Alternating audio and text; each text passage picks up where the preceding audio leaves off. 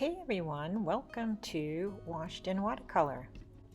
Today I will be demonstrating how to paint this moose. I have to tell you, I have never painted a moose before, and really this probably is not a subject that I would pick. But some students wanted me to paint it, they really love moose, and well, what the heck, let's go and give it a try. Here's a list of materials I'll be using for today's demonstration.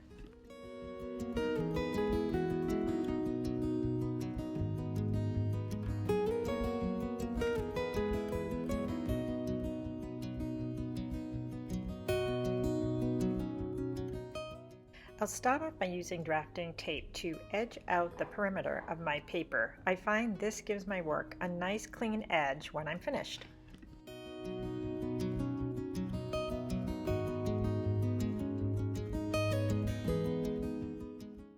Working from my photo reference, I'll sketch out the moose. I'll try to think about long lines and big shapes.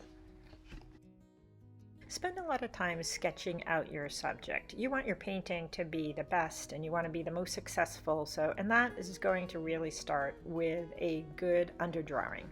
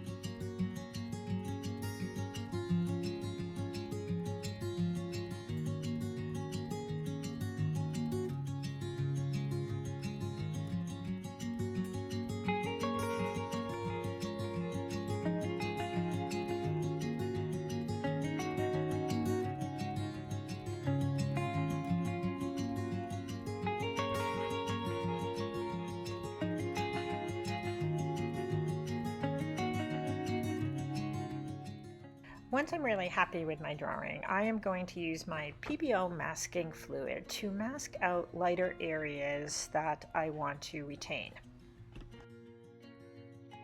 I'm using a silicone tipped applicator to apply my masking fluid. Just be careful you don't apply it directly with your brush because it can ruin the hairs on your good brush.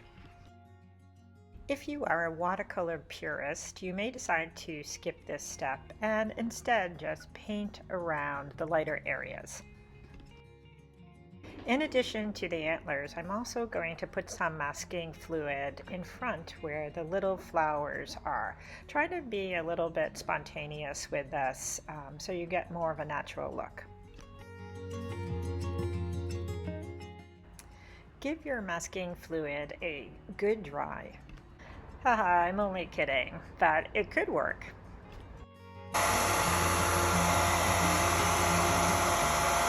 Lightly touch your masking fluid to make sure that it is completely dry. It will be tacky, but it should not come off on your fingers. Next, I'll use a spray bottle to wet up my palette, and then I'll grab some sap green and I'll just mix it right in. I already have a little bit of dried paint there, but I'm good. It will take the vibrancy out of the color.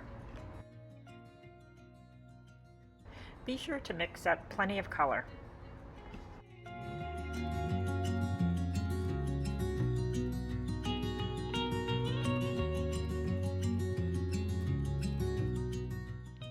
I apply my paint onto dry paper. I'm going to work pretty quickly and I do have a lot of paint already mixed up, but you may find that you want to wet the areas you want to work in first, and that will allow you to, will buy you some time or allow you to blend your colors a little bit more evenly. As you can see, I'm working both ends so the edges don't dry up on me.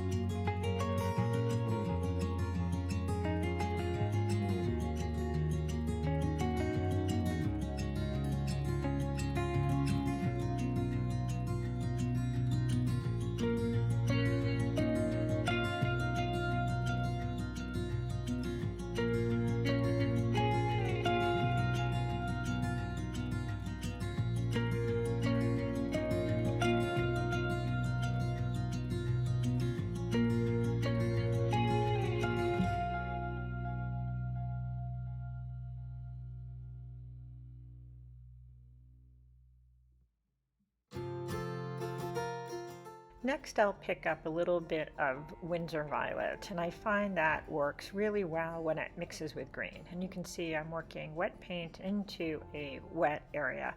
Be sure that your brush isn't overly loaded with water, otherwise you will create a blossom. But if you do, that's okay.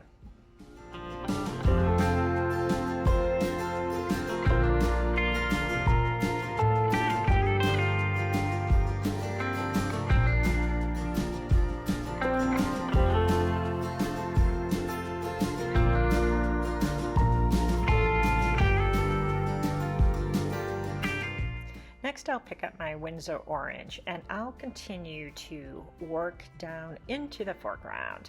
Because this is a demonstration and I'm filming this, you can see I really don't move my paper around. I work with it pretty flat, but you can have your paper on a little bit of a tilt so that edge is always running down, or you may decide to move your paper around so you'll have better control of the edge of your brush.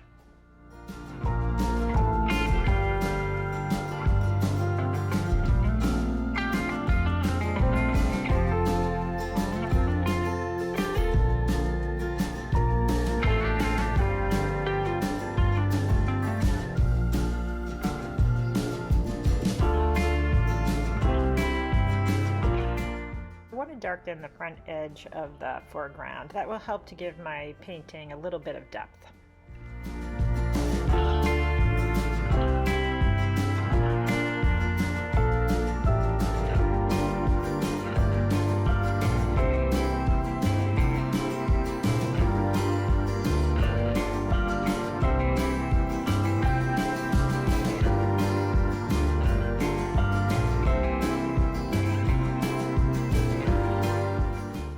I'm adding a little bit of quinacridone gold into the foreground. You don't have to do this. I just wanted it to have a little bit of bright yellow gold pop, but you can skip this step if you want to.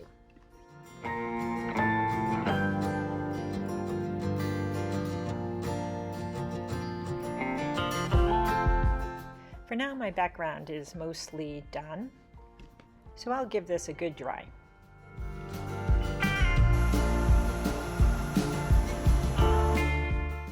I'll next put a base color into the antlers. When I look at the photo reference, I can see this really nice orangey color just coming through the light. So I'm going to use a base color of Windsor Orange. I think it will just work nicely in this area. I'm also adding a very light wash of Windsor Blue into the light areas hitting the coat. Using a combination of burnt sienna along with my Windsor Blue, I'll start to add some of the hair and the muzzle, and I will work my way up. You can pick wherever you would like to start. To me, that is somewhat of the logical area. And I'll try to make observations about whether I'm seeing something tinted more blue, something tinted more like a burnt sienna, or something leaning more in the purple or violet area. Not only do I want to pay attention to the slight shifts in value that describe the skeleton or the muscles of the facial features and the body, I actually want to think about how the hair grows, the direction that I'm seeing every hair, because that really helps to describe the topography of the surface. I'm working with a pointed round here, and my brush is somewhat dry, and that will allow me to get the texture that I'm seeing of the hair.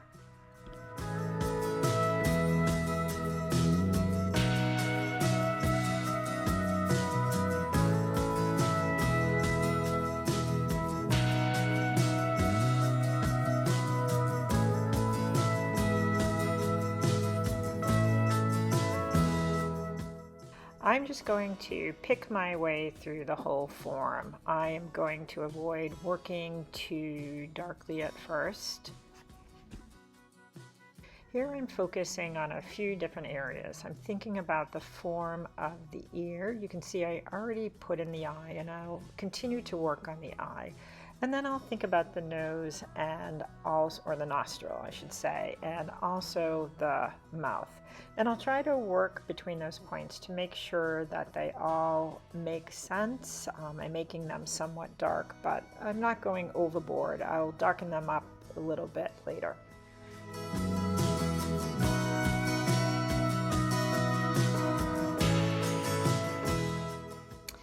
Being a portrait artist, it's kind of funny when I work on animals like this because I try to relate the features that I'm seeing or the muscle groups or everything to the human portrait, and I do find they have so many similarities. So even if you don't want to paint a moose, you will definitely get a lot out of it, and it does relate to other things. Using different color combinations that include burnt sienna, raw umber, Windsor violet, and Windsor blue, I'm going to go around and continue to think about the pattern of the hair and darken areas. It is kind of a slow-moving task. I'm just trying to get, in a way, one hair at a time and work my way around.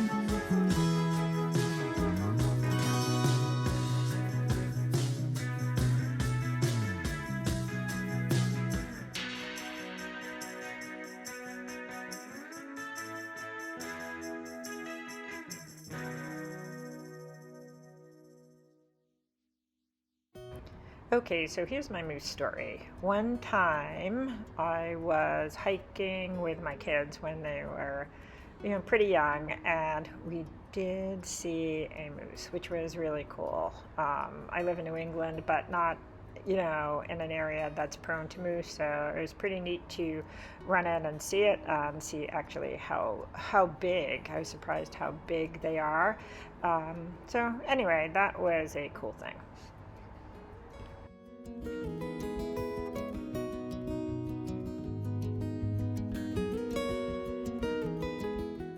As you can see, this moose is really starting to take shape, and I am slowly just darkening things. I'm paying attention to what I see or observe as the movement of the hair, along with the color shifts.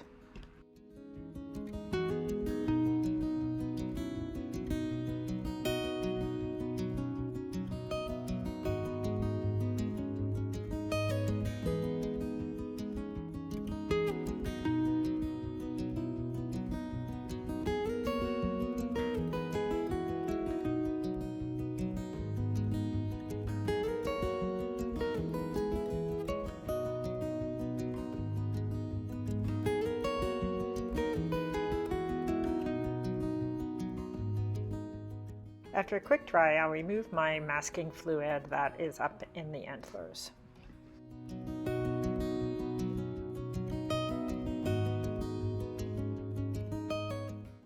Using my burnt sienna, I will start to fill in the antlers. I'll be sure to keep that little bead of light that the antlers are catching.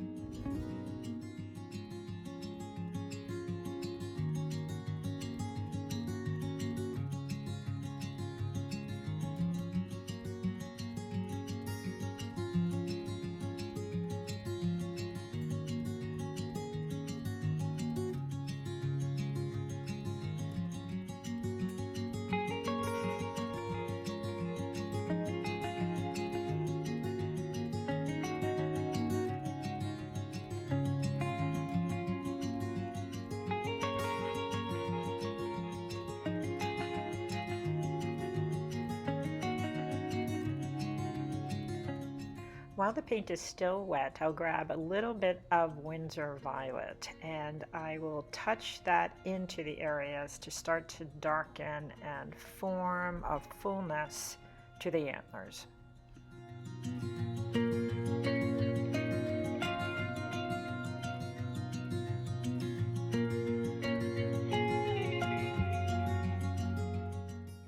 You can see what a beautiful glow the Windsor Violet along with the Windsor Orange and the Burnt Sienna kind of has together. You can feel all the layers of paint, and it's just such a nice rich color.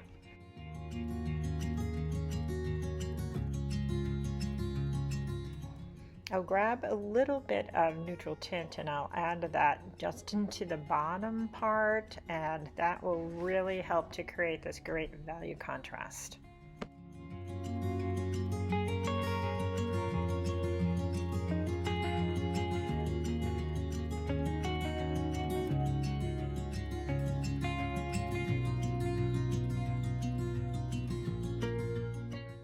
I'll repeat the same technique for the other side.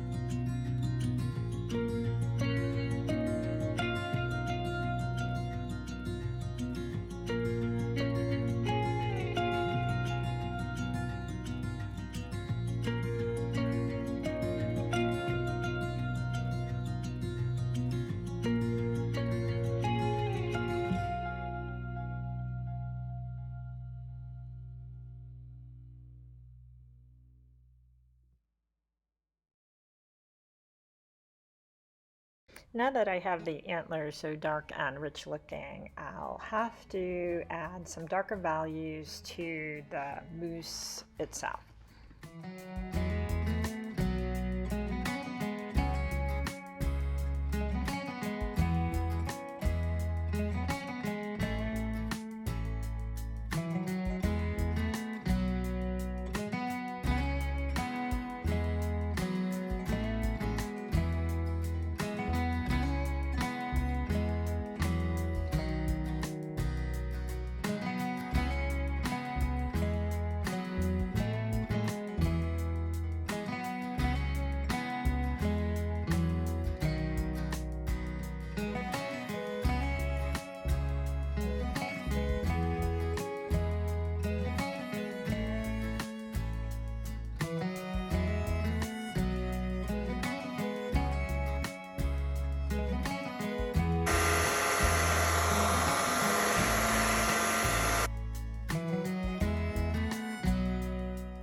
Funny things do happen when I am recording, so somehow my masking got taken off, and I did just go over and fill in the white areas of the masking with some Windsor Orange.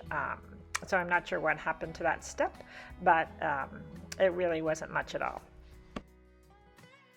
Okay, let me just give this a sign and remove the tape.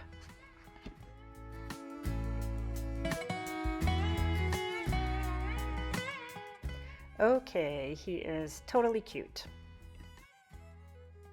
I hope you enjoyed today's demonstration, and if you like this content and would like to see more, please like and subscribe. Thank you for watching.